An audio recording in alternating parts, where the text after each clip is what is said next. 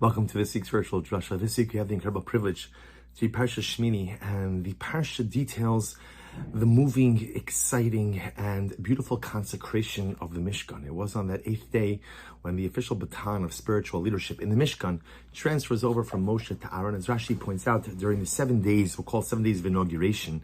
So Moshe Rabbeinu essentially acted as the Kohen Gadol, but on day 8, Aaron and his sons are officially, fully, and totally conscripted into that eternal role as Kohanim. Kohanim who serve as that bridge between HaKadosh Baruch Hu and us. They're the Shluchei HaKadosh Baruch Hu, the messengers or the agents of God, and Shluchei Didon, and the agents, our agents as well, ultimately again connecting both HaKadosh Baruch Hu and Klal Yisrael in a beautiful, loving, and eternal relationship.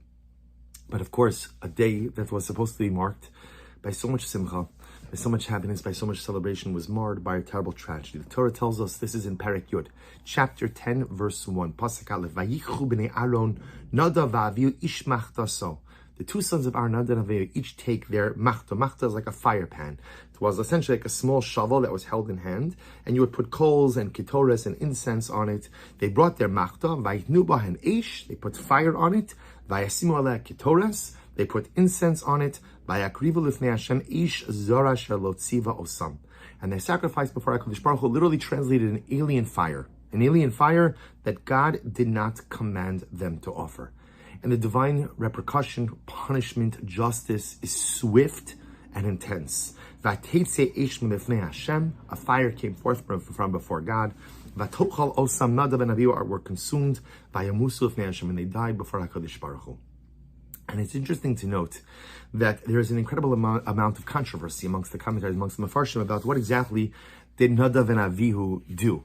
And interesting, the Kli Yakar really does he's like a digest. He brings them all together and he says, there are so many different opinions as to what Nadav and Avihu did wrong.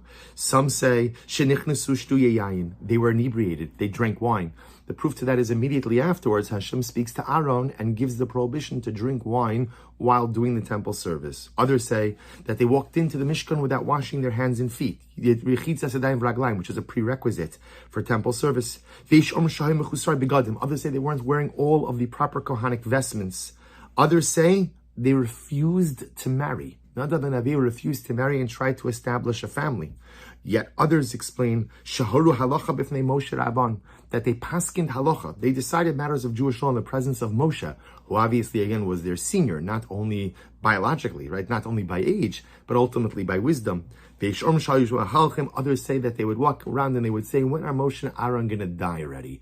When is this old generational leadership finally going to leave and pave the way for us? Others explain, Sha'avana Egel, they died as a result of the sin of the golden calf. And he says, he quotes other opinions as well. And the Kli Yakar explains something amazing. He says, each of these opinions, they find their own scriptural allusion. They find their own hint within the text. But the Kli Yakar says something amazing. He says, at the end of the day, there's a pashut pshat. There's a simple understanding in the pasuk. What's the simple understanding of the pasuk?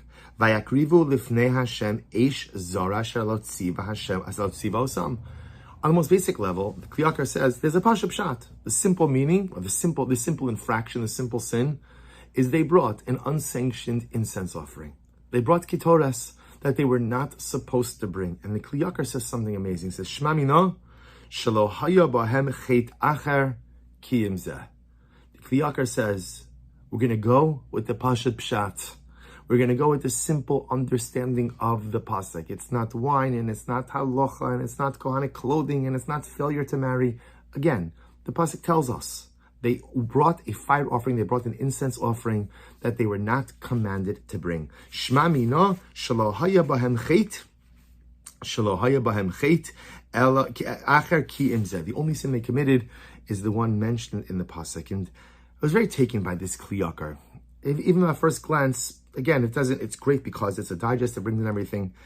I guess I was taken by it because I feel like what the Kli Yakar is telling us is not only pshat, not only a deep an understanding as to why Nadav and Avihu died, but I think he's giving us a profound window into how to approach our Yiddishkeit.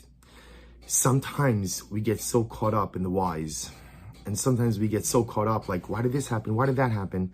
Looking for deeper meaning, theological understanding, trying to figure out how HaKadosh Baruch Hu runs his world.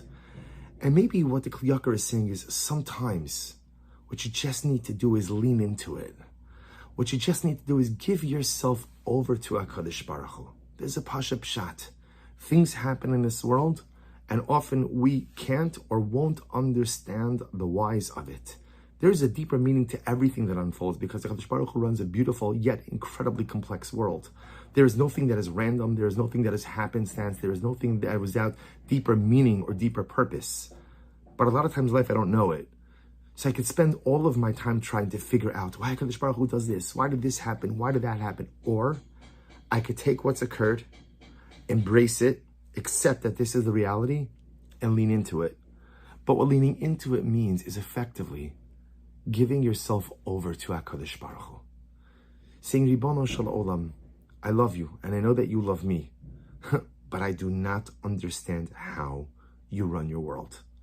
So I'm just going to go with the Pasha Pshat. I'm going to understand what I understand, and whatever I don't understand, I'm not going to allow it to sideline me or to handicap me from engaging in personalistic dynamic activity. I'm going to understand whatever I can, and I'm going to lean into it. I'm going to lose myself in you, give myself over to you, and just push forward and do whatever I can with the circumstances I have in life. And I think that's what's happening over here. The Kliyakar sees everyone. Why did Nadav and Avihu die? What happened here? What happened there? They did this, this. Kliyakar's like, stop. The pasuk says what they did. And just lean into it. They did something. They made a mistake. You don't understand why this type of mistake warrants this type of reaction. How could it be? Unsanctioned Ketores brings this type of punishment. What could be so bad? They were trying to come close to HaKadosh Baruch Hu. Kliyakar says, I got it. You don't understand it. I don't understand it. Let's just go with what we understand, which is Pasha Pshat, simple meaning in the pasuk. Let's accept this reality. Let's give ourselves over to the Ribono Shel Olam, because HaKadosh Baruch Hu runs a beautiful world, and we just sometimes need to give ourselves over to Him. These are the circumstances. This is what it is. Now let's go. Let's go. Let's do. Let's accomplish. And let's not lose ourselves in all of the questioning, which is so profound, which is so meaningful, but at the end of the day, doesn't really get us anywhere. And I think when you look at the Psukim, when you look at this episode through that lens, the entire story takes on a totally different dynamic. Right after the death of Nadav and Avihu, what does Moshe do? Vayomer Moshe al Aaron. This is Pasuk Gimel, chapter 10, verse 3. Moshe said to Aaron, Hu asher diber Hashem lemor bikrovai hakadesh v'alpnei kol ha'am achabed vayidom Aaron. Very loaded pasuk. Moshe turns to Aaron and he says, Aaron, this is exactly what Hashem spoke about when He said, I will be sanctified by those who are closest to me, and ultimately, again, I will be exalted in front of the entire nation. So Moshe Rabbeinu seems to be saying is, somehow the death of great people brings glory to HaKadosh Baruch Hu. And Rashi HaKadosh explains that when people see that even great people are held to such strict standards in the service of HaKadosh Baruch Hu, so of course, what does that mean for the rest of us? Of course, we all have to be careful in our divine service. But perhaps Moshe Rabbeinu was saying something a little bit different. Maybe Moshe Rabbeinu was not trying to give Aaron nechama. You see, we always look at it that these are words of consolation. That Moshe is essentially saying to Aaron, look how holy your children are. Look how holy they are. After all, again, they serve ultimately, again, as the paradigmatic example that no matter how great you are, you have to abide by the rules. You have to serve HaKadosh Baruch Hu within a framework. So He's giving him consolation through the death of Nadav and Avihu. You see the greatness of Nadav and Avihu, but maybe that's not what Moshe Rabbeinu is doing. Maybe Moshe Rabbeinu is giving Aaron a strategy as to how to deal with overwhelming life circumstances. Moshe Rabbeinu turns to his brother Aaron and he says, it's in times like this that HaKadosh Baruch Hu says, Bikrovai Akadesh. I don't ever want to give up on my life mission of Akadesh, of sanctifying myself. So how do I do that? How do I continue on the trajectory and the journey of holiness, even when life throws me some pretty significant curveballs? And even when tragedy sets in and difficulty and overwhelming circumstances envelop me, what do I do? How do I maintain a lifestyle of Akadesh? I will always be sanctified. And the answer is, Bikrovai, to bring yourself into HaKadosh Baruch Hu, to lean into God. So often tragedy has almost like this natural reaction of distancing us from HaKadosh Baruch Hu. I don't understand it. Why did you do this? And meanwhile, Moshe is telling Aaron, that's not what we do. When there is tragedy, especially tragedy that's overwhelming and we don't understand, lean into it. Give yourself over to HaKadosh Baruch Hu. Bikrovai. It's only if you make yourself a person who is considered to be karov, close to HaKadosh Baruch Hu, then Akadesh. Then I will be the kind of person who will be steeped in perpetual Kedusha. That no matter what life throws my way, I am on a trajectory. That, I believe, is the advice that Moshe Rabbeinu is giving his brother. Almost as if he's saying to Aaron, you have to develop a sense of emunah pshuta, a simple belief, not even a complex intellectual belief, not a multi-layered, sophisticated theological construct of why you believe in God and why God runs the world, but almost like a child who gives themselves over into the loving embrace of a parent. I know you love me, and I love you. So when the difficult circumstances in life occur, I'm just leaning into it. Bikrovai. It's only if we're close to HaKadosh Baruch Hu, only if I'm someone who Hashem says, that person is close to me, Akadesh, I will continue on my journey of holiness, no matter what life throws my way. These weren't words of nechama. They are words of life strategy. Aaron's response, Vayidom Aaron. Aaron was silent. Now the Mefarshim go in many different directions in terms of interpreting Aaron's silence. But the truth is, we know, we say unisana tokef. On Rosh Hashanah, we say b'shofar gadol yitaka. Ultimately, when describing HaKadosh Baruch Hu, when describing, again, taken from the pasuk in Malachim Aleph. So, right, when it describes b'shofar gadol yitaka, v'kol demama daka yishama. So there's the great shofar, and then there's the silent sound, the small sound, the kol demama daka, the sound that you could barely hear. And again, like the pasuk in Malachim says, achar ha'esh, there's all this noise after the fire, v'kol demama daka. The Ribono Shel Olam is the Kol Demama Daka. The Ribono Shel Olam is that lower sound, that more silent sound. The Kol Demama Daka. Literally, again, Domim is silent. So Kol Demama means a small, like silent, almost silent sound, Daka. And very almost so easy to miss. It's not so easy to perceive. HaKadosh Baruch Hu is found in the silence. The Ribono Shel Olam is not found in the rash, right? He's not found in the shofar gadol. He's not found in the earthquakes. He's not found in the lightning and the thunder. He's found in the silence that often comes after those things.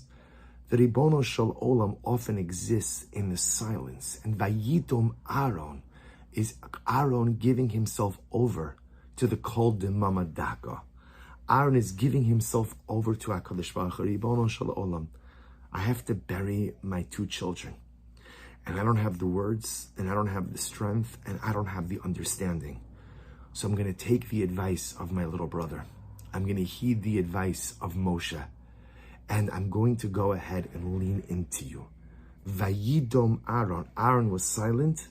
Ultimately, is Aaron HaKohen leaning into the Kol Demama Daka. Ultimately, HaKadosh Baruch Hu is found in the silence.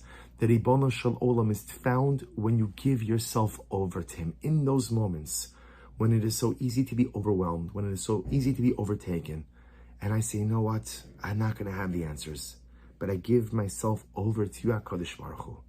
That's the Holy of Holies. That's the Kodesh HaKadoshim.